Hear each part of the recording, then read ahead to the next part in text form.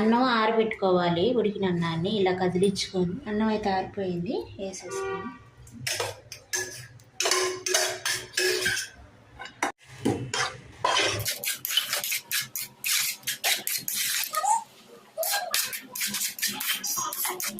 చూసారా అన్నం పొడి పొడిలాడుతుంది.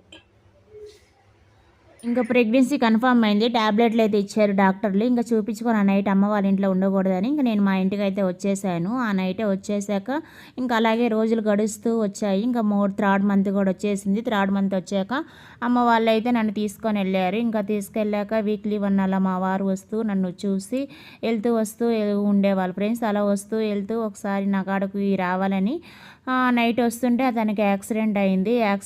అన్ఎక్స్పెక్టెడ్ నా లైఫ్లో నా యొక్క ప్రెగ్నెన్సీ టైంలో అలా జరగటం.